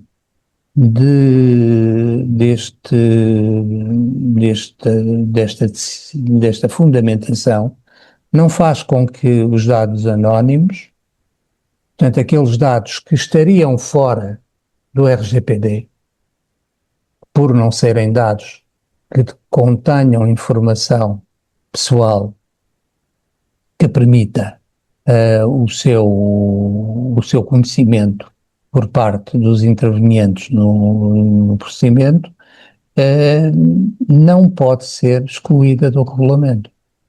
Portanto, é o próprio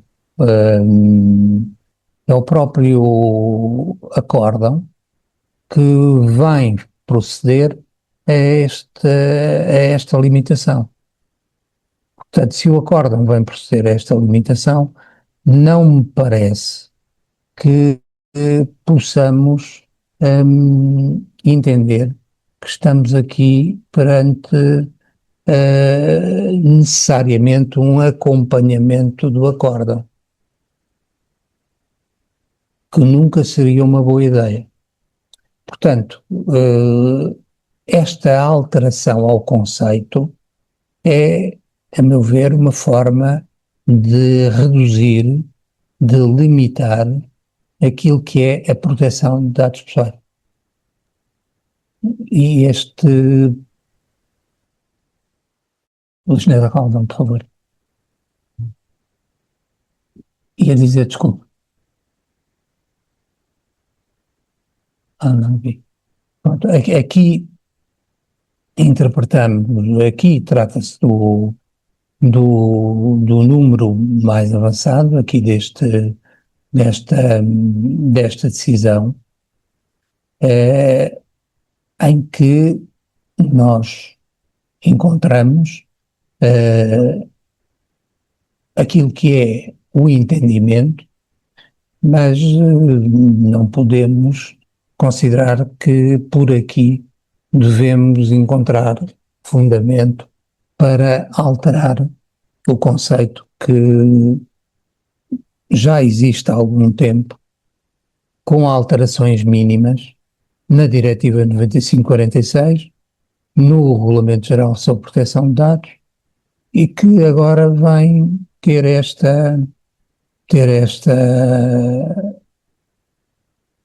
proposta que é, eu diria, muito limitativa. Continuando com estas matérias que estamos a acompanhar, o que verificamos é que o artigo 41, letra A, portanto o artigo 41A, aquilo que pretende é que exista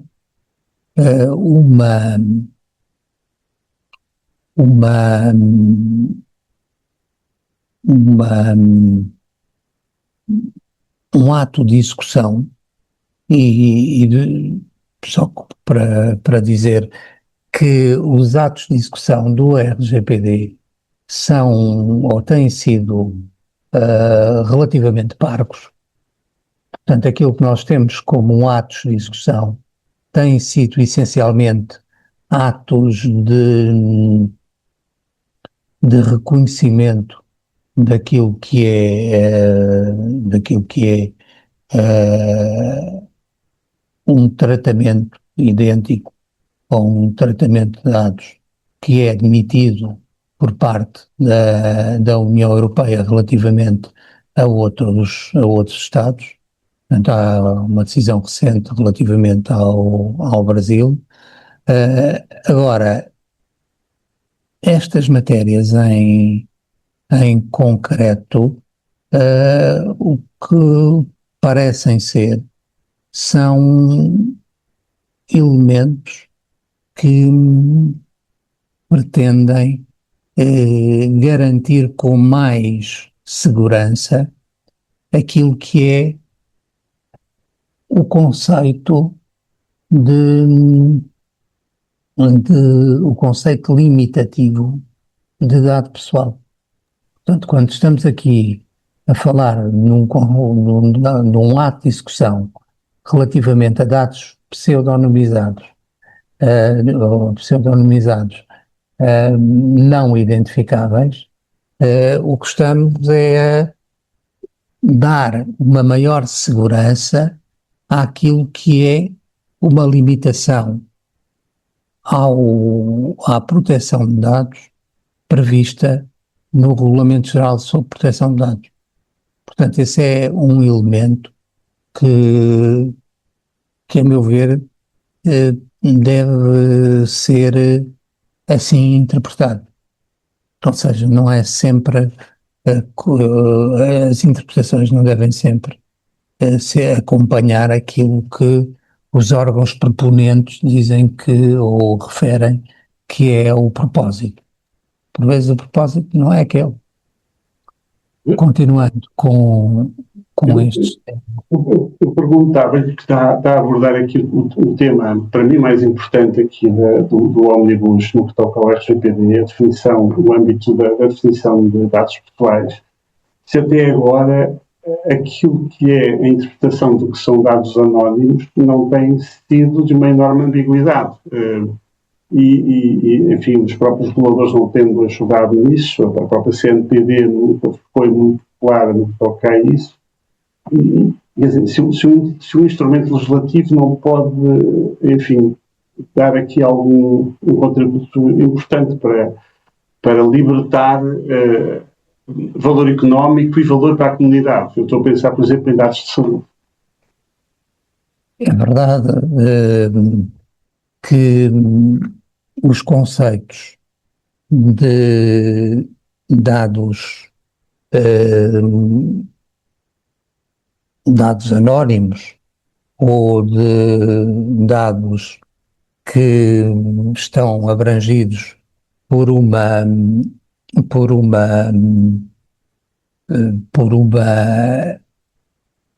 identificação indireta não têm sido, não temos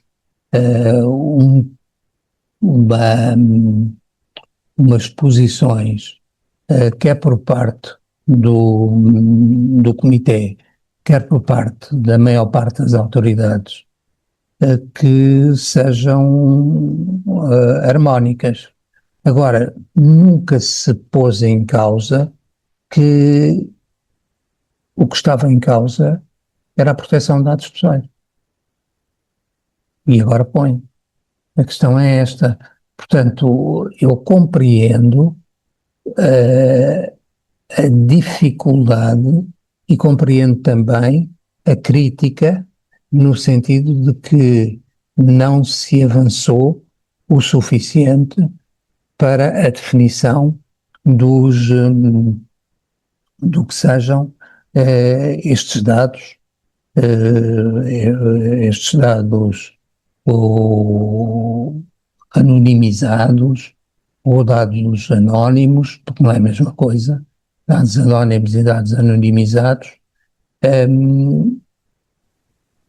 mas isso nunca... Eu não vou ali comer qualquer coisa? Ali ao... Tudo bem. Eu pedia para fecharem o som. Conclua, por favor. Porque o que prevaleceu sempre foi a proteção do titular dos dados. Agora, relativamente ao tema, como o Dr. Luís Neto Galvão referiu, o que está em causa não é tanto a proteção dos titulares dos dados, mas é sim a libertação de informação para o mercado. Agora, vamos lá ver. Para o mercado e para a comunidade, não é? Para a comunidade, para o mercado, vamos lá ver. Para o mercado, para a comunidade, para que possam ser tratados com base numa ideia de interesse público, portanto, tudo isto pode ser dito. Agora, o que me parece é que isto não é simplificação. Isto não é não estamos aqui a falar de elementos, nem sequer a inovação. Porquê? Porque a inovação é possível com ou dentro de um contexto em que nós possamos ter acesso à informação de dados de saúde, como já acontece, por exemplo, no, no, no regulamento da governança dos dados. Agora, evidentemente que há limites relativamente a elementos sensíveis no que diz respeito à, à saúde, há limites pautados pelo consentimento, é verdade.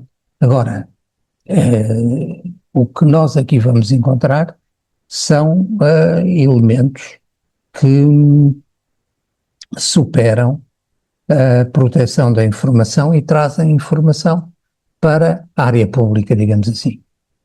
A área pública, seja comunidade, seja mercado, seja enfim, aquilo que nós entendemos como a melhor forma de o referir. Eu pedi-lhe agora, por favor, de concluir, já passámos um bocadinho Claro, já claro. das 8. Obrigado. Eu penso que, obrigado. Eu penso que o que de mais relevante eu tinha a dizer era isto. Eu só queria dizer mais qualquer coisa sobre, aliás, na linha do que foi dito acompanhando aquilo que foi referido pela doutora Cristina Macedo dos Santos,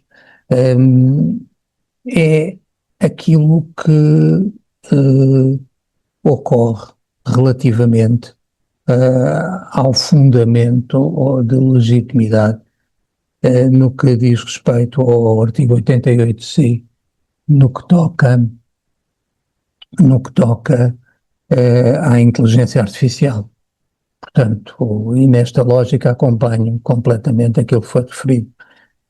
Falarmos no interesse legítimo é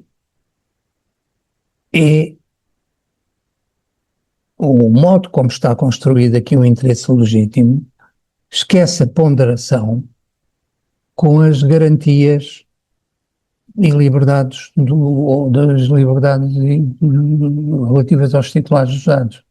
Eu sei que é importante que esta matéria exista dentro da esfera do desenvolvimento que provém da inteligência artificial, mas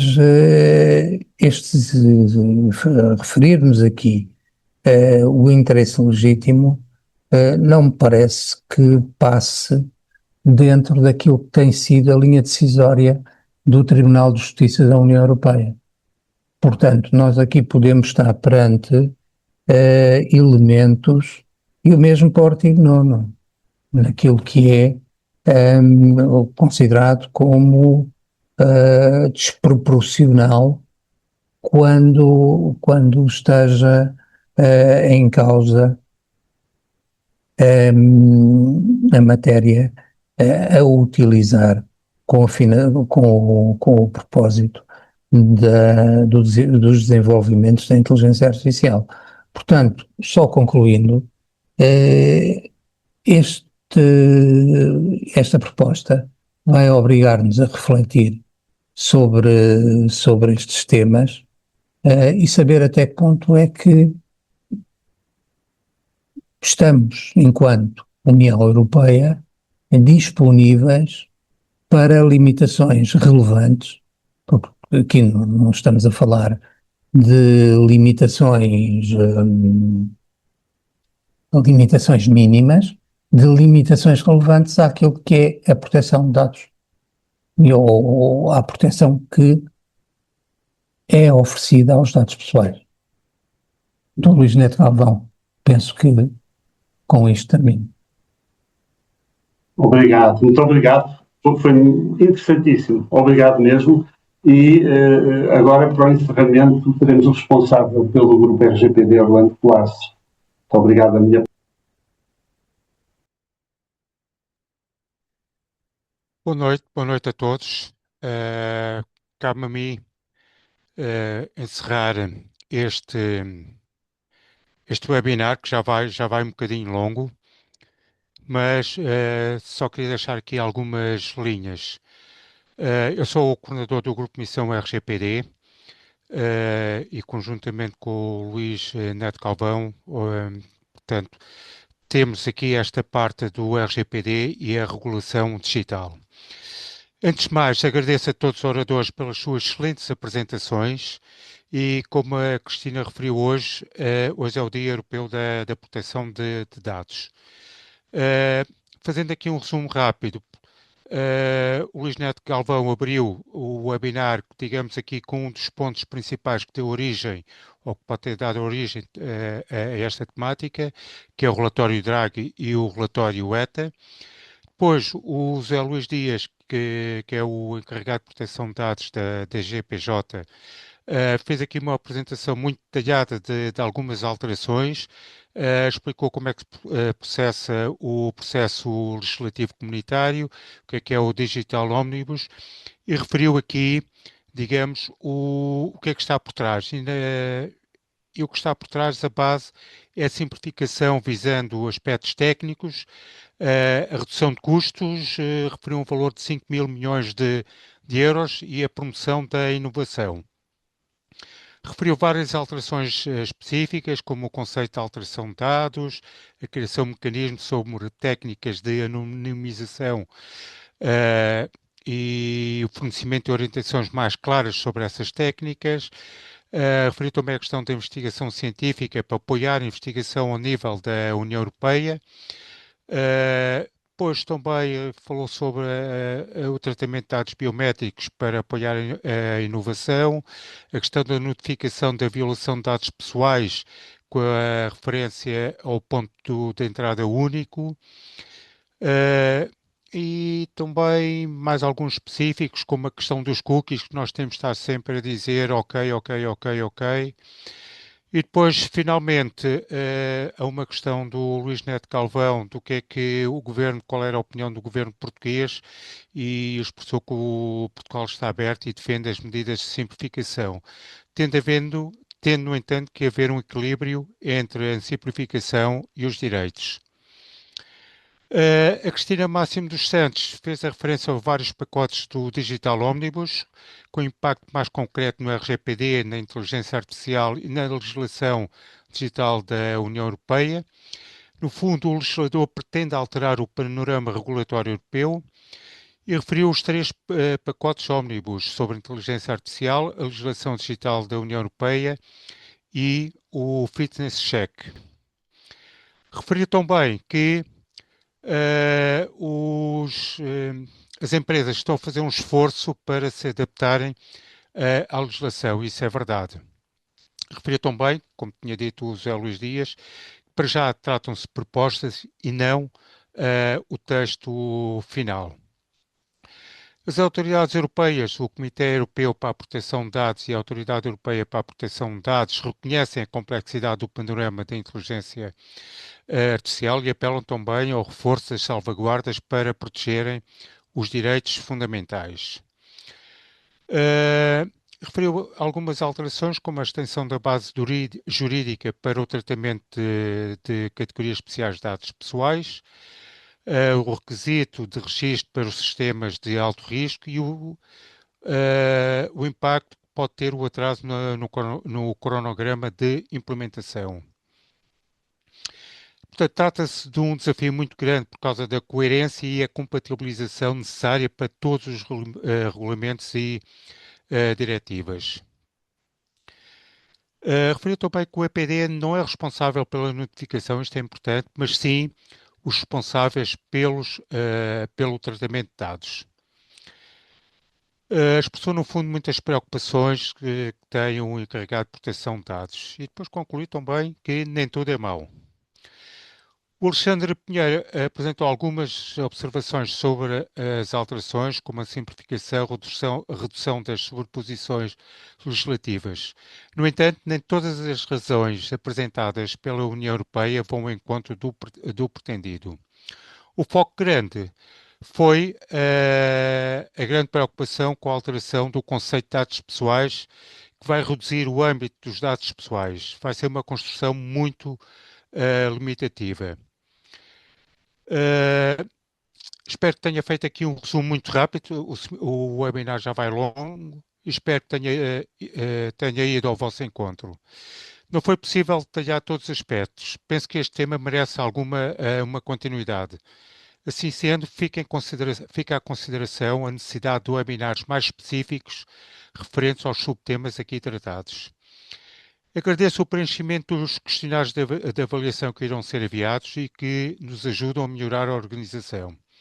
Mencionam, se for o caso, os vários subtemas merecedores de outro evento, de outro webinar. Por último, não se esqueçam de visitar o site da APDSI em busca de novos eventos e publicações e, se possível, associem-se.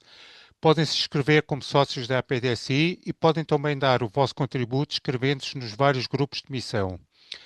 Façam parte de uma associação que pretende dar o contributo determinante para o desenvolvimento de uma sociedade de informação inclusiva, participativa e segura, promovendo um desenvolvimento económico, social e ambiental sustentável numa sociedade livre e democrática.